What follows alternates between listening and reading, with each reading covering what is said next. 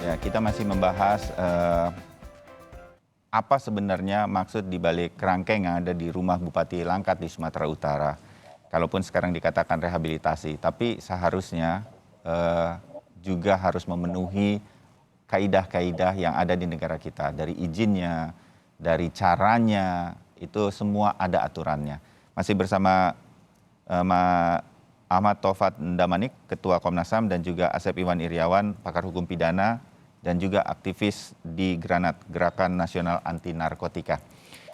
Kang Asep sedikit lagi ya, sama Mas Taufan nanti menanggapi. Gini, sebagai publik kita ini kan melihat ada hal yang sekarang dicari fakta sesungguh-sungguhnya. Ada berbagai pihak, termasuk media. Harian Kompas, Kompas TV juga berupaya mencari fakta-fakta tersebut sesuai dengan kemampuan kita masing-masing. Nah, Kang Asep, mana yang nanti dari Komnas HAM, Migran Care, mungkin ada pihak lain juga, BNN, fact finding juga, pihak kepolisian menyelidiki. Nah, bagaimana runutannya, Kang Asep, sehingga kemudian kita masyarakat nih, kami jadi tahu, oh ini tuh apa, apakah kemudian melanggar hukum, kemudian sanksinya apa dan lain-lain sebagai pelajaran bagi kita semua. Nah, bagaimana agar arahnya ke sana, Kang Asep? Ya, yang pertama itu ada ini kewenangan kepolisian, kewenangan Komnas HAM, kewenangan lembaga-lembaga lain untuk mencari fakta, ya. Fakta-fakta itu terungkap latar belakang kenapa itu kerangkeng yang sekian tahun itu berdiri untuk apa? Pasti sudah ditanyakan oleh semua pihak itu kan. Ya. Kedua, luar barang tentu harus ditanya kepada orang-orang yang pernah direhab di situ. Terlepas ada tekanan, terlepas mereka takut, terlepas apapun harus diungkap dong untuk kejadian. Ketiga, yang lebih penting lagi harus terungkap, ya. Ya, yang lebih penting ini, untuk apa bikin kerangkeng di belakang rumah gitu kan? Yang itu mirip-mirip, maaf ya, saya kira lebih layak lah tempat hewan aja lebih bagus dari itu. Kalau itu dilakukan terhadap manusia itu tidak manusiawi. Saya kira itu juga harus diungkap. Nah, kegiatan apa saja yang dilakukan oleh yang punya rumah ini, si Bupati Langkat ini terhadap orang-orang yang dimasukkan ke kerangkeng itu. Maaf, saya mengatakan memasukkan ya, karena memang ditempatkan di situ. Ya. Untuk apa tujuannya? Nah, itu yang. Nah, yang lebih penting lagi, ini harus dikaitkan, ya. Kan sekarang kena OTT atau kewenangan KPK terhadap korupsi.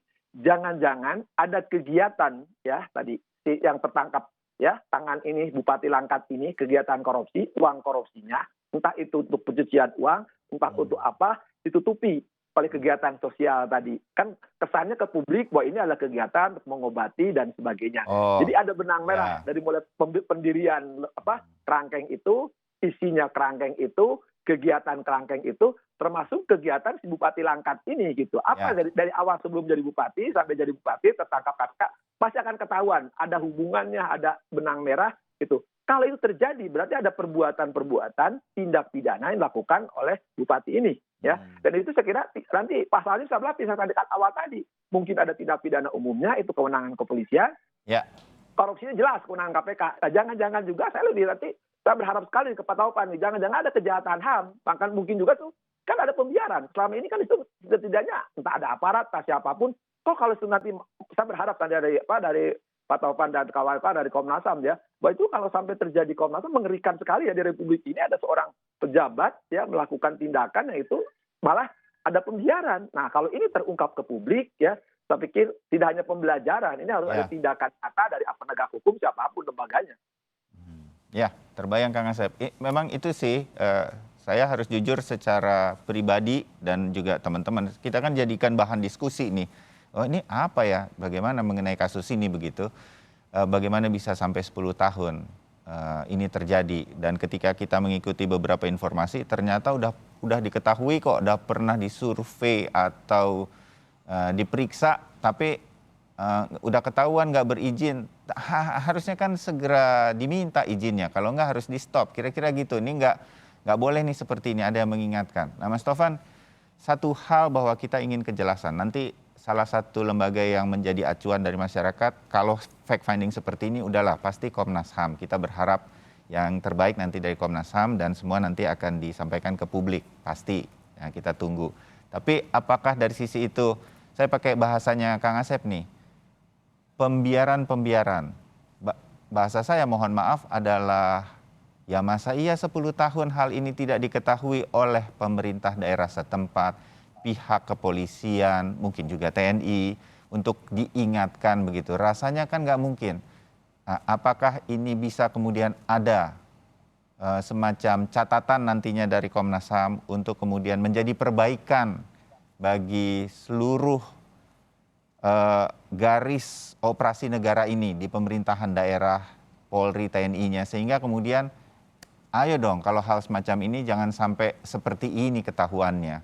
Harusnya kan diingatkannya jauh hari, nggak 10 tahun seperti saat ini. Itu akan ada juga nggak, Mas Tovan, kira-kira? Ya, kami di Komnas HAM beberapa tahun terakhir itu fokus, ya ada satu program fokus kita itu terkait dengan tadi implementasi konvensi anti penyiksaan, perendahan martabat manusia dan hukuman yang tidak manusiawi ya.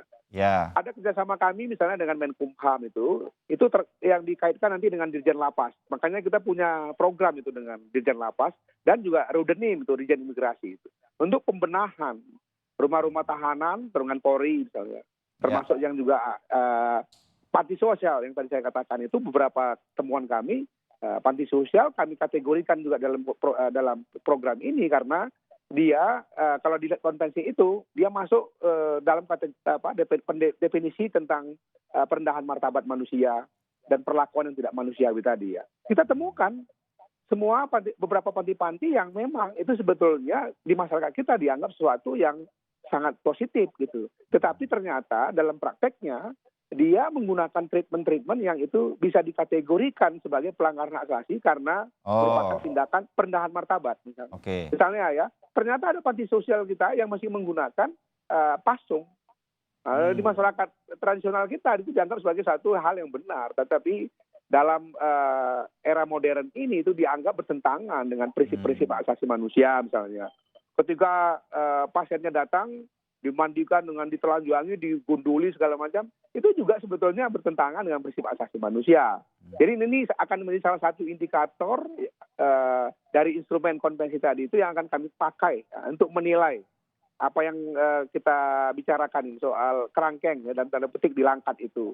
Selain tadi yang sudah disampaikan oleh Kang Asep tadi soal beberapa instrumen-instrumen hukum pidana kita ya. Karena hukum pidana kita itu kan juga sebenarnya berkait dengan hak asasi manusia, termasuk tadi undang-undang narkotika dan macam-macam. Kenapa ada tahapan-tahapan, ada asesmen dan macam-macam, itu kan sebetulnya juga sisi lain ada dimensi undang-undang kita ingin menghormati dan melindungi hak asasi dari apa yang kita sebut sebagai korban narkoba dan lain-lain. Meskipun mereka mungkin di mata masyarakat negatif, tetapi mereka tetap punya hak asasi untuk kalau direhabilitasi pun harus diperlakukan dengan norma-norma standar-standar hak asasi manusia gitu. Itu yang akan kita uji, kita padukan, nanti baru kita akan membuat judgement. Tapi sementara memang ada dua kubu pandangan, satu mengatakan ini sebagai perbudakan ya. Ya sangat mungkin kalau ada unsur traffickingnya kan itu kan juga sebetulnya bagian dari dimensi perbudakan gitu. Jadi teman-teman migrant care belum bisa kita katakan mereka 100% salah atau 100% benar. Mungkin saja ada dimensi-dimensi pernyataan mereka yang itu ada kebenarannya akan kita pakai untuk menilai ya. Kemudian pada akhirnya akan mengeluarkan rekomendasi. Tetapi memang mandat Komnas HAM ini dia hanya sampai tahap penyelidikan. Nanti kita akan lanjutkan kepolisian, kejaksaan itu sampai pada pengadilan. Tapi sejak awal kami sudah koordinasi. Kami hari pertama langsung koordinasi dengan KPK karena bupati atau mantan bupati ini kan sekarang menjadi tahanan KPK. Bagus sekali koordinasinya, mereka kasihkan info yang terkait dengan hak asasi manusia dengan kita. Kemudian dengan Mabes Polri kita juga berkoordinasi. Bahkan kunjungan pertama kemarin itu dengan Kapolda sekalian. Sekalian bersama Kapolda Sumatera Utara. Sudah sempat ditanya ke terbit perangin-angin bahwa kenapa dia sampai bikin kerangkeng? Oh belum ya? Belum. Nanti kita akan pasti. Penasaran saya sama Kang Asep. Kenapa bentuknya kerangkeng sih gitu? Mohon maaf. Mas Bayu, saya senang pernyataan Pak Taufan ya. Koordinasi yang mahal di Republik ini itu. Semoga koordinasi menerbitkan tapi jangan masuk angin. Oh, oke. Sangat bagus koordinasi kita ya. Iya itu. Yang mahal di Republik kan kata koordinasi ya. Betul Kang. Kalau koordinasi tadi membawa ke terbit, nah namanya terbit kan. Tapi jangan masuk angin. Nah itu yang sering koordinasi masuk angin. Ya, dimengerti. Nah, Kang Asep sedikit ya dari sisi proses hukumnya nanti kalau ia ada tindak pidana atau apa kita open minded sebagai publik gitu, kita open minded. Kalau memang ternyata nggak ada unsur pidananya pun terbukti masyarakatnya selama ini memang merasa itu adalah panti rehabilitasi, caranya mereka maklumi gitu. Apakah ini akan berpengaruh terhadap proses hukum? Meringankankah atau seperti apa nanti? Sebagai bayangan kami saja, sebagai orang awam dari hukum, Kang Asep. Yang pasti bukan saya mendahului karena saya bukan dukun ya. Ya. Pasti kalau korupsinya masuk karena tertangkap tangan. Katakanlah kerjaannya Pak Taufan nggak ada artinya, anggaplah mohon maaf ya. Ya tetap aja kan yang penting korupsinya jalan. Syukur-syukur tadi saya katakan kan, tadi tindak perbudakannya, perdagangan orang masuk, 421 KUHP-nya masuk, ketenaga kerjaannya mungkin tidak dibayar juga masuk gitu kan. Jadi ada beberapa tindak pidana yang akan kena. Itu katakanlah tidak ada misalkan. Ya tidak akan meringankan perkara korupsi, ya kejahatan luar biasa, kejahatan itu hukumannya berat gitu kan. Udah anggap aja Pak Taufan ini kerjanya dianggap nol aja, udahlah dianggap nggak ada gitu. Anggap aja ya Pak Taufan. Ya jangan KPK nanti kata Komnas nggak ada kejahatan HAM, kata polisi ini nggak ada tindak pidana orang, nggak ada ini. Ya yang penting korupsinya masuklah, hukumnya satu aja dan penting di penjara gitu kan. Ya. Terbayang Kang Asep. Jadi kalau dari sisi proses hukum seperti itu ya. Nah, Mas Taufan, boleh saya tahu dalam bayangan Komnas HAM nanti ini akan apapun fact finding atau pencarian fakta di lapangan ini nanti sudah ada, kemana dari pengalaman Mas Taufan dan teman-teman di Komnas HAM ini akan disampaikan semacam rekomendasinya sehingga hal semacam ini tidak terulang lagi. Ini kan aparat pemerintah daerah, kaget juga kita kalau mereka sampai punya kerangkeng saja kita kaget di era modern seperti ini. Kalau kemudian untuk menaruh orang di dalamnya, dikunci dari luar begitu. Nah, hal semacam ini juga sudah lebih mengagetkan lagi. Nah, kemana ini nanti akan disampaikan sehingga dengan demikian paling tidak dari apa yang terjadi di Langkat ini, kita semua bisa mengambil benang merah untuk tidak lagi terjadi ke depan bagi kita semua. Mas Taufan? Ya biasanya ada dua pilar ya dari rekomendasi Komnas HAM itu. Pertama, satu pilar yang itu akan terkait dengan pidana. Nah kalau itu pasti ke polisi ya, supaya polisi melakukan penegakan hukum atas pelanggaran hak asasi yang dia berdimensi pidana, unsur pidana, sesuai dengan peraturan perundang-undangan yang berlaku. Tapi ada satu lagi dimensi yang atau pilar yang pelanggaran hak asasi yang dia terkait dengan improvement system gitu. Sama seperti tadi di lapas dan di rutan misalnya kami juga masukkan unsur-unsur yang kami sebut sebagai harus diimprove, diperbaiki oleh Kementerian Hukum dan HAM, terutama di Dirjen Lapas dan Dirjen Imigrasi. Itu koordinasinya bagus. Kita punya mekanisme dialog konstruktif namanya. Kami lakukan asesmen, kemudian temuannya kami kasih kepada mereka perbaiki sistem itu gitu. Tapi juga ada yang kami rekomendasikan itu pemidanaan seperti kasus lapas Tangerang misalnya, barusannya ada kasus lapas Jogja. Niatnya baik, pendisiplinan semua korban narkoba itu sangat bagus. Tetapi ternyata dalam perlakuannya ada tindakan kekerasan dan kami merekomendasikan untuk melakukan tindakan sanksi administratif maupun sanksi pidana kepada pelakunya karena ada unsur pidana kan di situ. Tapi yang unsur pembenahannya kita berikan kepada Menkumham untuk dia pembenahan sistem. Tapi sisi lain juga kami mengapresiasi. Jadi kita secara objektif mengatakan sebetulnya ada langkah-langkah yang sangat bagus dari lapas ini gitu. Ini kita jelasin semua. Tapi ini salah karena ini melakukan tindakan yang bertentangan dengan hukum, norma hak asasi dan lain-lain. Jadi dua itu biasanya menjadi bagian dari rekomendasi Komnas HAM. Tidak sepenuhnya unsur pidana, tapi juga ada unsur pembenahan. Termasuk tadi saya katakan ya, kemarin saya ditelepon oleh Kadis Tenaga Kerja Sumatera Utara. Saya katakan Anda harusnya sejak awal mengirim labor inspector.